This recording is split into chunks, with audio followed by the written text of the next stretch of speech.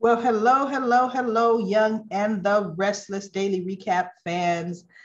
Today is Cliffhanger Friday, maybe. Some things did happen, but not necessarily Cliffhanger Friday. We had, a few scenes that really didn't mean too much to me, but small little movements forward. We had Amani, well, Nate and Lily were talking in her office, and then Amani, comes in and ends up saying how, Nate was showing Lily some pictures of Elena in Hawaii, just really doing some R&R. Her talk went well. And so Lily was saying, wow, these pictures look great, And so Amani, when she walks in, she's like, well, let me see. And she looks at him, she goes, wow, it looks like Elena doesn't have a care in the world. And it's like, okay, that was innocent on the surface, but a little dig. She's so transparent. And Lily says, but I'm sure she goes, I know Elena misses Nate. I'm so sorry, Nate, that you couldn't go, on this trip with her because of work. But anyway, she said, but somehow Monty ends up saying, Nate really helped me out last night. And Lily's like, well, what happened last night? And then they told her they were supposed to have a meeting with Sally, and Sally backed out at the last minute, not knowing there was never any meeting. And then she goes, and Nate was so happy to stay with me because my mother had another, I really was worried about my mom who had the other stroke, because Lily already knew, because that's why Amanda and Devon left. So he really gave me some suggestions, gave me a suggestion of a clinic that I passed along to Amanda and my dad. I don't know what decision they'll make. And Lily's like, look, why don't you go? Be with your family, make the decision. No, you know what? I'd really rather just give them the information, give them some time to make a decision on their own. Mind you, my father, who's raised me all my life, and my sister, who he doesn't really know, yeah, those two are the best to make the decision regarding, my mom. Okay, yeah, that makes a lot of sense to me. So anyway, Lily kind of behind the desk was just looking at the relationship or the familiarity, I would say, that Amani has more towards Nate, because it is honestly at this point, it's more her going after him, which is what Amanda is trying to put a stop to.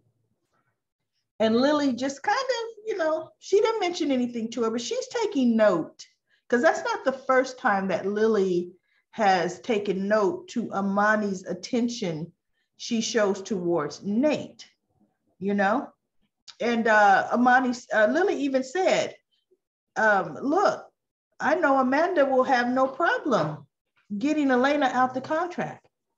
And Amanda said, oh, no, I didn't say I couldn't. I'm just working on it. No, I've got it covered. Don't worry about it. Yeah. Bottom line, Amanda would have it all said and done, seriously. So I don't even like this, Amani can't get it done. There's little hiccups and we need to meet over it and all that kind of stuff. Come on now. And then there was conversation. It was kind of cute. I love the way Nikki talks to Michael. Especially where Diane is concerned. She's like, yeah, I got you off the case soon enough. And Michael's like, yeah, before I was unjustly taken off the case. Both of them going back and forth with each other. But they did agree that, with Ashlyn being in town, Nikki is like, I know, he wanted Victor to release that restraining order so that he could see Harrison. And Michael was like, well, I hope he does see Harrison. And she's like, what do you mean by that? And he let her know if he sees him. No, not Victor releasing the restraining order, because then look, there's no restraining order. He could see him all he wants, right? He says, but no, if he happens to run into him, knowing there's a restraining order, he will be in violation. And she goes, I even enlisted Diane's help. Oh, and that's what's Diane. Oh, that just set her off, and she goes, you can't trust her, you this, you that. And he goes, well, she said no, but I think you can. So Nikki, he goes, oh, and by the way, Nikki, do you want to know my team that I had in LA, what they found out before they were abruptly pulled off of the case? And she looked and she was like, well, of course I want to know, Michael.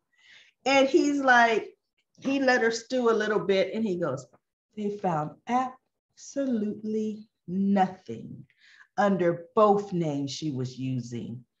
And Nikki just kind of sits back and she goes, they didn't have enough time. Because if it's one thing I know, Diane covers her tracks very, very well. So I'm happy I have my own team looking into it. Just the little glares she's given. That's so cute. Back and forth to Michael behind that. And then Michael got a text. He goes, oh, speak of, this is from Diane. And Ashlyn is in the park right now, speaking with Harrison. So they both get up, Nikki and Michael go in, and then someone texted, probably Diane, Kyle, that Ashlyn was in the park with Harrison. But it was just so interesting to the way Ashlyn had no concern for the restraining order, which is why he was in the park. As a matter of fact, Phyllis is the first one to run into him at the park. And Phyllis was doing her little digs that only Phyllis can do. I love it. I love the way what she was saying to him. And he's like, everybody wants to like judge me in this town when no one, they all have his skeletons in their closets or uncolorful past or whatever he said to her. And she just looked at him. She goes, yeah, but you know what you did? Ooh, And why are you here at this park? Who on earth could you be out here for? And then it dawned on her. She goes, oh, you want to run into Harrison. She says, even though there's a restraining order against you from seeing or being X number of feet of Harrison. And Phyllis says, look, I'll call the police myself if I see you anywhere near that boy. I sure will. So she leaves him because he's like, who made you Genoa City Police? It was so cute. Then Phyllis leaves. Well, Diane and Harrison walk up and Harrison sees Ashlyn sitting on the bench. He had his head down because Phyllis had really kind of torn into him. And he goes, Father? And he looks up, and before Diane could do anything, Harrison had run around over to Ashlyn. And I tell you, Ashlyn gave that boy the biggest hug. I mean, he just like he missed him so bad, you could just taste it, And so he was so happy to see Harrison. And then he puts Harrison down and he's talking to him, He said, I think you've grown a foot. Oh, I haven't seen you in so long. And Diane is clearly nervous. She's standing there like, wait, look, like, what do I do at this point? Instead of, Harrison, I know you haven't seen your father, but we really have to go. Something, right? But then in my mind, I'm like, okay, so Diane is going to she's going to go along with what Michael and Victor want done. So Ashlyn is talking to Harrison.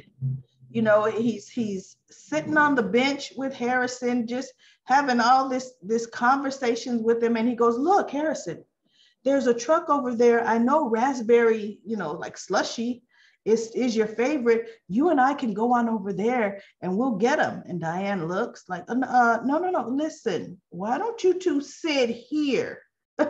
Stay right here. I'll go get them.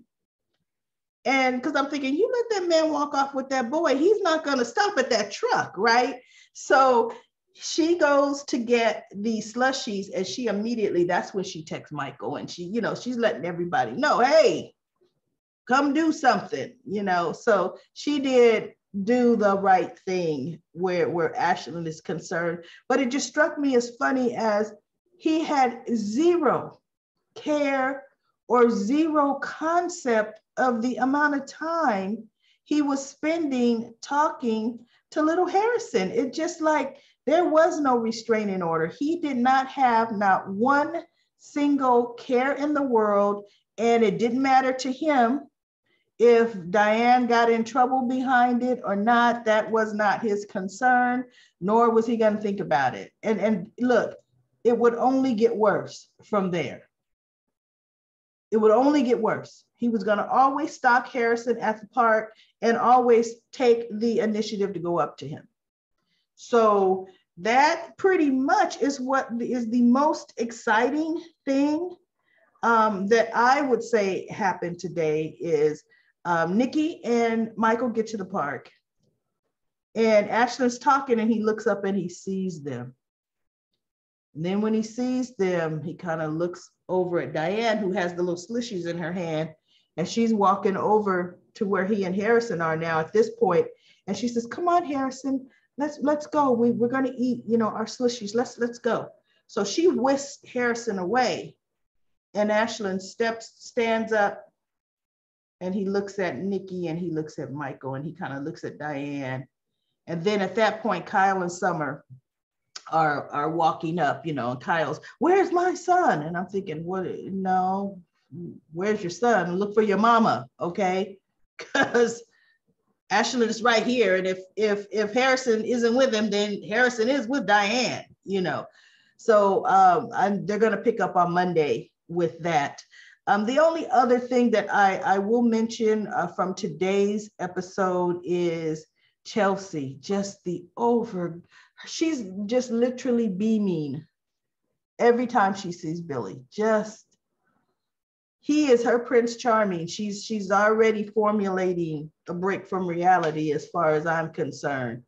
And Lily called and reminded Billy that there was something very important, a project that he promised to take care of and take off her plate. And he goes, no, we're almost done here. I will handle it. And she goes, okay. And see, one thing Devon said before he left out of town, he says, Lily, I support the fact that Billy has his podcast. But first and foremost, Billy is your CEO, our CEO. And he does have duties as a CEO. And I just want to make sure that he doesn't, slouch on his duties as a CEO because he wants to be this podcaster, He goes, no. He can handle them both. He can handle them. Okay, sure. No, he's already showing he can't handle them both. So anyway, I want to get into comment corner. We do have a couple of comments from Annette. She said she liked Ashlyn showing his crazy side, and she can't wait to see who teams up with him. It's going to be Sally or Billy. And let's see. She believes that he'll find dirt on the Newmans and he'll go after Billy. And then she also says that, yes, Allie is such a cute, pretty, young lady, a great little addition for the Young and the Restless. And she also feels that Adam is going to now go after Sharon just to get even with Nick. But Nick and Sharon aren't a couple. I believe if Adam does go after Sharon or start to wind up back in Sharon's orbit because she can't help herself where Adam is concerned, it's going to be to prove to Sally that he's over her. Because let's face it, he's going to have to break up with Sally. She just doesn't know it yet. And Sharon would be his go-to person that he always has to get advice from, his go-to confidant. So thank you so much, Annette, for your great comments. Please, I want to hear your comments. If you like this Young and the Restless daily recap, please give it a thumbs up. And also, please subscribe to this channel. In the description link, there's a link you can text out to your friends that are also Young and the Restless fans. and so that they can subscribe to this channel. So I will be back on Monday with more Young and the Restless daily recap reviews.